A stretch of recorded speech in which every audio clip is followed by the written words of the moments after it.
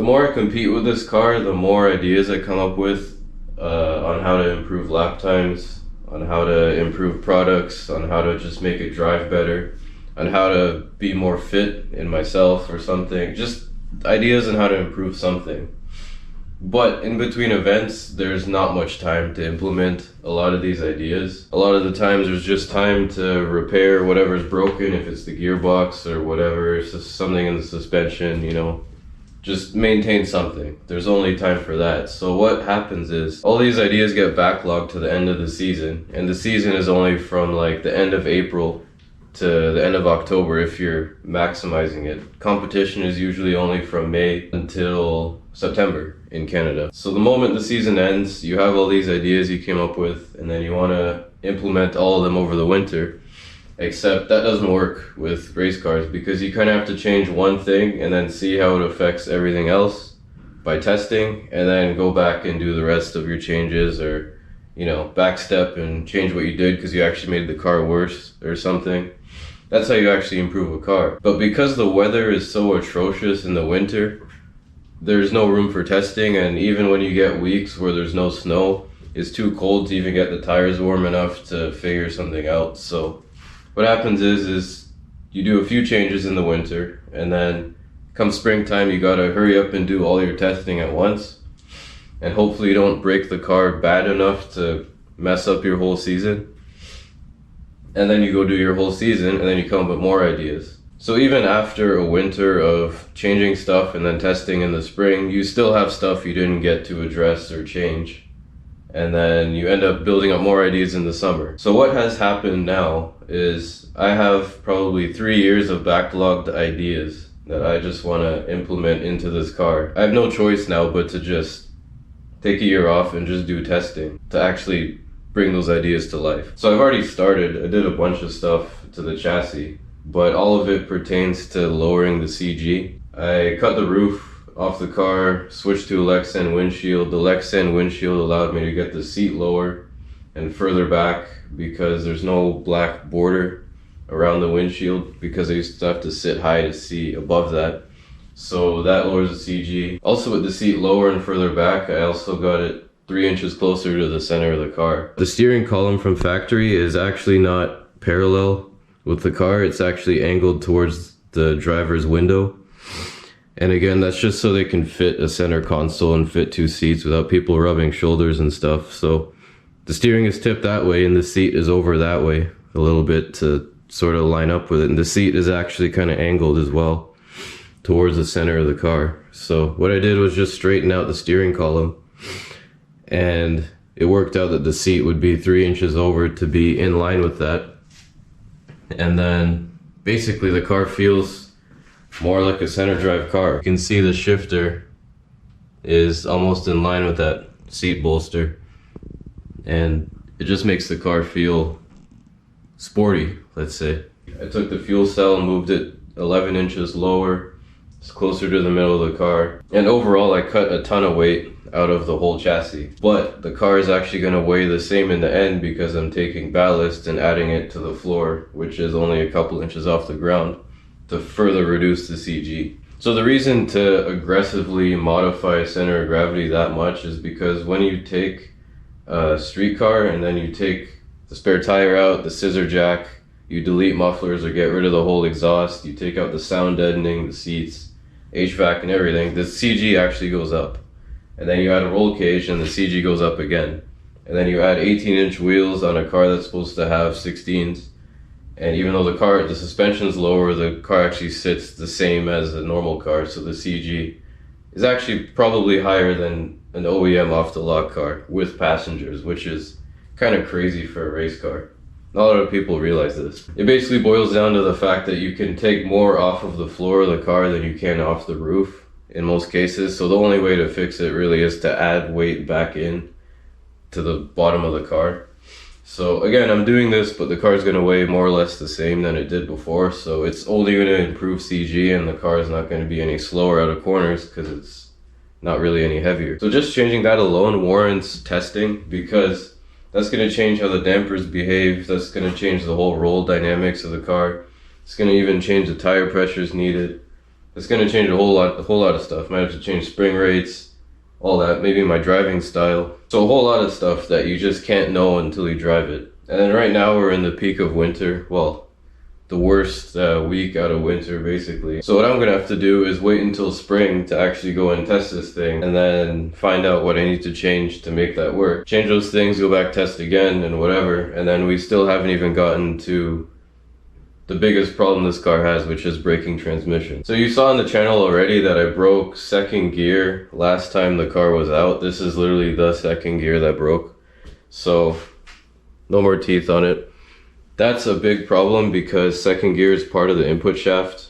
So my original plan was to design my own gears. So 3/4 is actually very, very easy. It's just match the splines on the output shaft and then design the other gears, and then, you know, get a machine, have them hardened, all of that, right?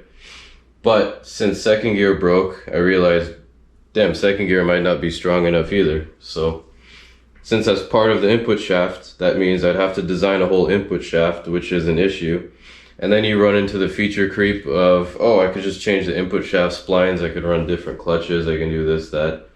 So it creates a lot of engineering problems in that sense, and cost issues, because now I'm designing a whole input shaft, and it's like, wait, maybe I should just design an output shaft and a ring gear too. So honestly, to avoid all of that, I'd rather just try the stock second gear again with the stock input shaft again, but strengthen the gearbox case, because I have these shafts shimmed very loose because I found out that the car picks up a bit of top speed on the Mosport straight with looser gears. Even though they float around more and the teeth separate more, there's less drivetrain loss in the gearbox when the gears are loose.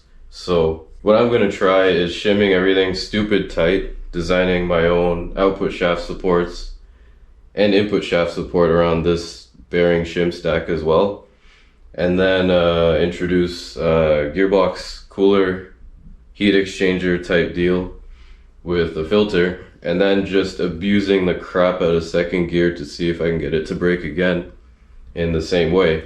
And then that way I'll know if I really have to design an input shaft. And then at that point it's like, should I just spend the money and buy a few Quaife gear sets? Because I can't just buy one, because this is racing. So, but again, that'll get figured out once I'm able to go back testing and then see what's what. So, getting to the point of this video, I'm saying 2025 is going to be the year of testing, because there's not enough time to compete and test at the same time.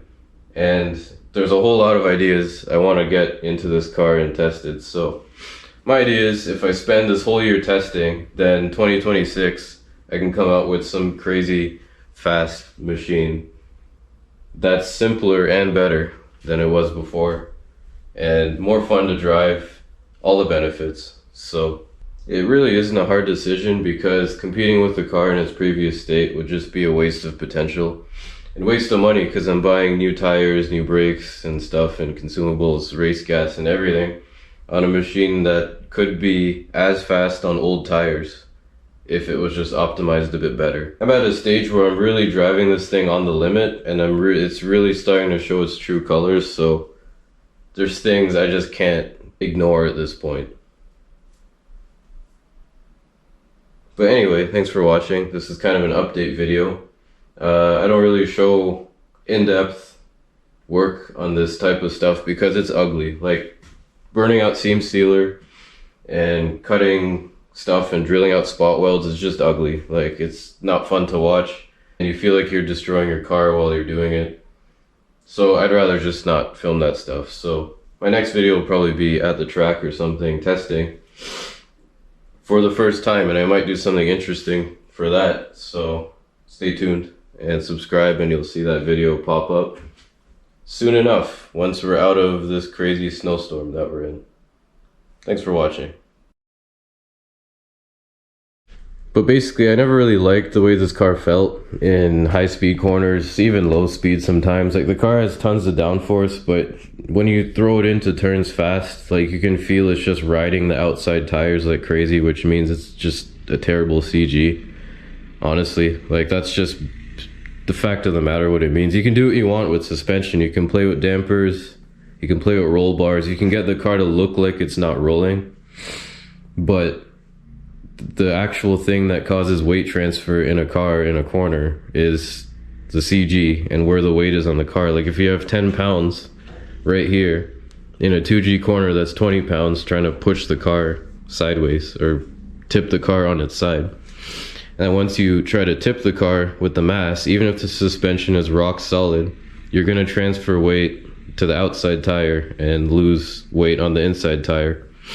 And based on, you know, graphs of tire load versus grip, the outside tire gains grip at a lesser rate than the inside tire loses grip. So you end up with less total grip overall. So what you really want is a car with a CG like completely flush with the ground, if that's possible, but that's not possible. So you're always gonna have some weight transfer in a car, but you want as little as possible if it's a circuit racing car.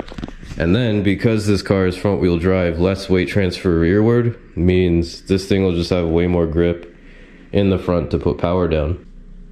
This fuel cell and the dry sump tank is actually right where the center of percussion of this car ought to be. And that's why I put them there this time. When I first built this car, I just put the fuel cell there because I just thought it was a cool place to put it. And then I looked at it after and I'm like, yeah, that's really high up in the air. That's a lot higher than the factory fuel cell. So I actually raised the CG by moving the fuel cell. So that's just completely not smart. But anyway, we fixed it now.